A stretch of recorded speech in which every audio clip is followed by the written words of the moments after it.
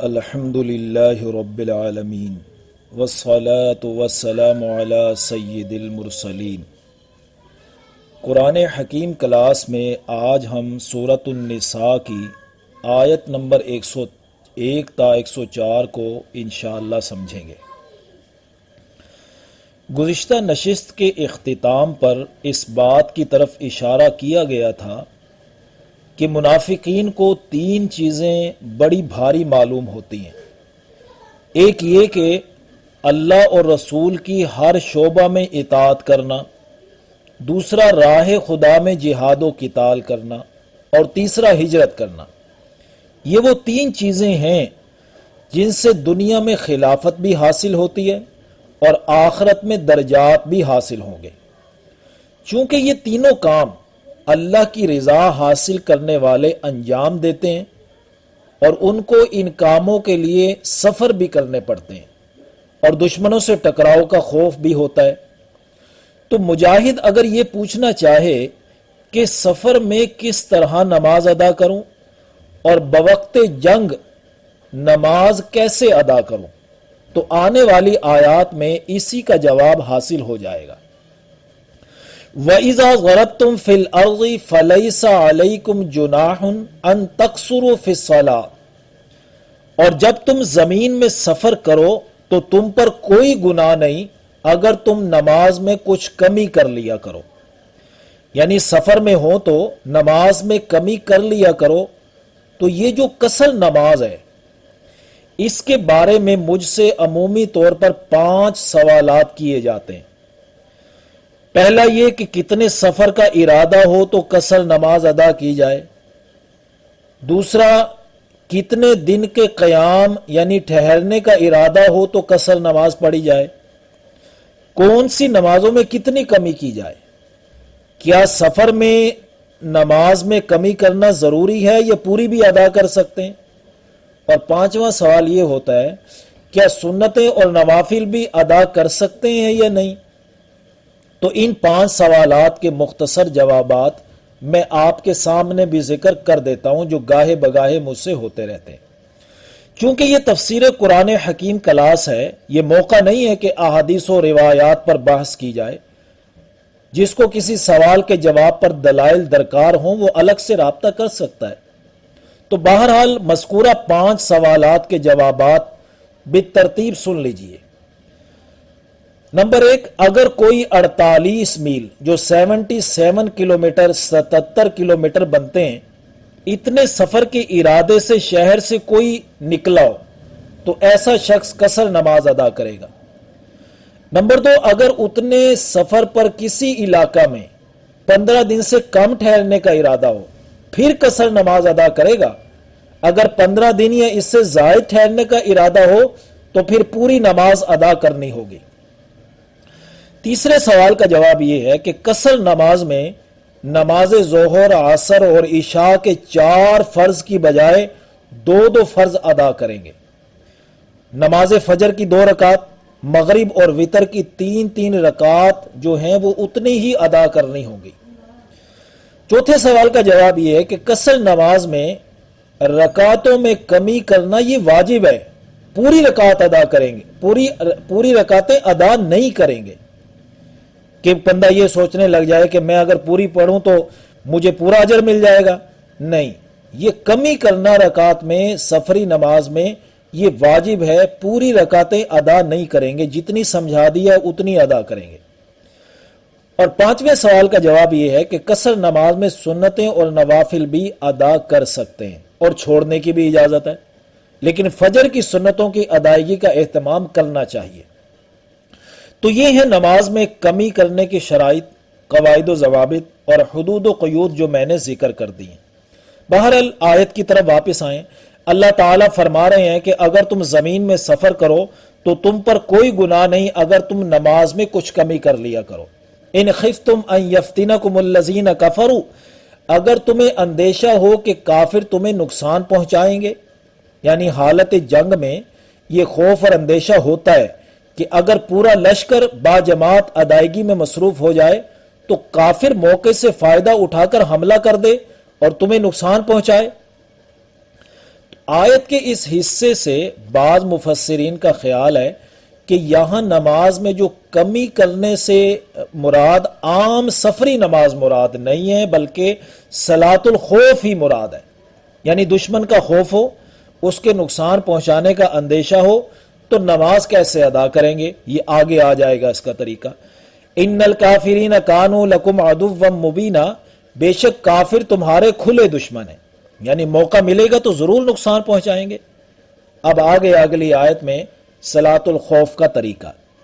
وَإِذَا كُنْتَ فِيهِمْ، اور اے نبی صلی اللہ علیہ وسلم جب آپ ان میں موجود ہوں یا آپ کے بعد جو بھی جماعت کا امام بنے، فَأَقَمْتَ لَهُمُ الصَّلَاةَ، اور پھر آپ ان کو نماز پڑھانے کے لیے کھڑے ہوں، فَلْتَقُمْ طَائِفَةٌ مِّنْهُمْ مَعَكَ، پس چاہیے ان میں سے ایک گروہ آپ کے ساتھ کھڑا ہو جائے، وَلْيَأْخُذُوا أَسْلِحَتَهُمْ، اور وہ اپنا اسلحہ ساتھ لیے ہوئے ہو، یعنی ایک گروہ اپنے اسلحے سمیت آپ کے ساتھ کھڑا ہو کر نماز ادا کرے اور دوسرا گروہ نگرانی اور نگہبانی کے لیے دشمن کے سامنے کھڑا رہے۔ فَإِذَا سَجَدُوا فَلْيَكُونُوا مِنْ وَرَائِكُمْ، پھر جب وہ سجدہ کر چکے تو تمہارے پیچھے آ جائیں، یعنی جب یہ گروہ سجدہ کر کے ایک رکعت پوری کر لیں تو یہ نگرانی اور نگہبانی کے لیے دشمن کے سامنے آ کر کھڑے ہو جائیں، اور جو گروہ پہلے دشمن کے سامنے کھڑا تھا وہ امام کے ساتھ جماعت میں شامل ہو جائے۔ وَلْتَأْتِ طَائِفَةٌ أُخْرَى لَمْ يُصَلُّوا فَلْيُصَلُّوا مَعَكَ، اور چاہیے کہ دوسرا گروہ آ جائے جنہوں نے ابھی نماز نہیں پڑھی اور وہ آپ کے ساتھ نماز ادا کر لیں۔ وَلْيَأْخُذُوا حِذْرَهُمْ وَأَسْلِحَتَهُمْ، اور ساتھ لیے رکھیں اپنے بچاؤ کا سامان اور اپنا اسلحہ بھی۔ تو یوں دو گروہوں نے حضور صلی اللہ علیہ وسلم کے ساتھ ایک ایک رکعت ادا کر لی۔ جب حضور صلی اللہ علیہ وسلم 2 رکعت کے بعد سلام پھیر دیا تو دو گروہوں نے اپنی اپنی ایک ایک رکعت خود ادا کر لی، جس کی تفصیلات بیان کرنے کا یہ موقع نہیں ہے، مزید تفصیلات احادیث مبارکہ سے حاصل ہو جاتی ہیں۔ بہرحال صلاۃ الخوف کا ایسا طریقہ عطا کیا گیا جس سے نماز بھی ادا ہو گئی اور لشکر دشمن سے غافل بھی نہیں ہوا۔ آگے فرمایا وَدَّ الَّذِينَ كَفَرُوا لَوْ تَغْفُلُونَ عَنْ أَسْلِحَتِكُمْ وَأَمْتِعَتِكُمْ، اور کافر لوگ تو اسی طاق میں رہتے ہیں کہ کسی طرح تم غافل ہو اپنے اسلحے اور ساز و سامان سے، فَيَمِيلُونَ عَلَيْكُمْ مَيْلَةٌ وَاحِدَةٌ، تاکہ پھر وہ تم پر یک بارگی حملہ کر دیں۔ آگے فرمایا وَلَا جُنَاحَ عَلَيْكُمْ إِنْ كَانَ بِكُمْ أَذًى مِّن مَطَرٍ أَوْ كُنْتُمْ مَرْضَىٰ أَن تَضَعُوا أَسْلِحَتَكُمْ، اگر تمہیں بارش کی وجہ سے ہتھیار لے کر چلنے میں تکلیف ہو یا تم بیمار ہو ہتھیار باندھ نہیں سکتے تو تم پر کوئی گناہ نہیں کہ تم اپنا اسلحہ اتار کر رکھ دو۔ وَخُذُوا حِذْرَكُمْ، پھر بھی اپنے بچاؤ کا سامان ضرور لے لو، یعنی اپنے بچاؤ کا سامان اور اسلحہ وغیرہ پاس ہی ہونا چاہیے تاکہ اگر اچانک حملہ ہو تو فوراً اپنی پوزیشن سنبھال لو اور اپنا بچاؤ بھی کر سکو اور دشمن کا مقابلہ بھی کر سکو۔ ان اللہ اعد للکافرین عذابا مہینا، بے شک اللہ تعالیٰ نے کافروں کے لیے عذاب مہین یعنی ذلت آمیز عذاب تیار کر رکھا ہے۔ یعنی دنیا میں کافروں کا علاج تو یہ جہاد ہی ہے اور آخرت میں ان کے لیے ذلت آمیز عذاب ہوگا۔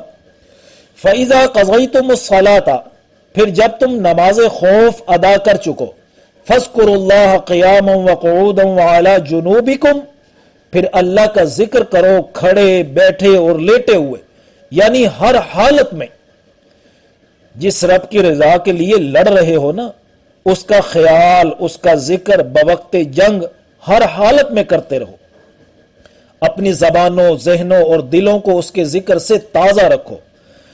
فَإِذَا اطْمَأْنَنْتُمْ فَأَقِيمُوا الصَّلَاةَ، پھر جب تم کو اطمینان حاصل ہو جائے یعنی دشمن کا خوف ختم ہو جائے پھر نماز قائم کرو، یعنی جیسے عام حالات میں پوری نماز ادا کی جاتی ہے ویسے نماز قائم کرو۔ ان الصلاۃ کانت علی المؤمنین کتابا موقوتا، بے شک نماز اہل ایمان پر وقت مقررہ پر فرض کی گئی ہے، یعنی نماز ادا کرنا بھی فرض ہے اور نماز کو وقت مقررہ پر ادا کرنا بھی فرض ہے۔ لہذا جب حالات سازگار ہیں اور سفر پر بھی نہیں ہو تو وقت مقررہ پر پوری نماز ادا کرو۔ وَلَا تَهِنُوا فِي ابْتِغَاءِ الْقَوْمِ، اللہ کی دشمن قوم کا تعاقب کرنے میں تم کمزوری مت دکھاؤ، یعنی یہ نہ سوچو کہ ہم تھک چکے ہیں، زخموں سے چور ہیں، ان کا تعاقب کرو۔ ان تکونوا تعلمون فإنهم يعلمون كما تعلمون، اگر تم درد و تکلیف میں مبتلا ہوئے ہو تو ان کفار کو بھی تو تمہاری طرح تکلیف پہنچی ہے، یعنی ان کو بھی تو زخم لگ رہے ہیں، وہ بھی تو مر رہے ہیں۔ وَتَرْجُونَ مِنَ اللَّهِ مَا لَا يَرْجُونَ، اور تم اللہ تعالیٰ سے وہ امیدیں رکھتے ہو جو امیدیں وہ کفار نہیں رکھتے، یعنی تم جنت اور مغفرت کی امیدیں رکھتے ہو، لہٰذا تمہیں ان سے کہیں زیادہ پرجوش ہونا چاہیے اور پوری طاقت اور قوت اور ہمت و حوصلے سے مقابلہ کرنا چاہیے۔ وَكَانَ اللَّهُ عَلِيمًا حَكِيمًا، اور اللہ تعالیٰ علم و حکمت والے ہیں۔ تو ان آیات کے ضمن میں نماز قصر یعنی سفری نماز اور نماز خوف دونوں کے بارے میں چند بنیادی ہدایات ہمارے سامنے آ گئی۔ اقول قولی ھذا استغفر اللہ لی ولکم ولسائر المسلمین والمسلمات، آمین یا رب العالمین۔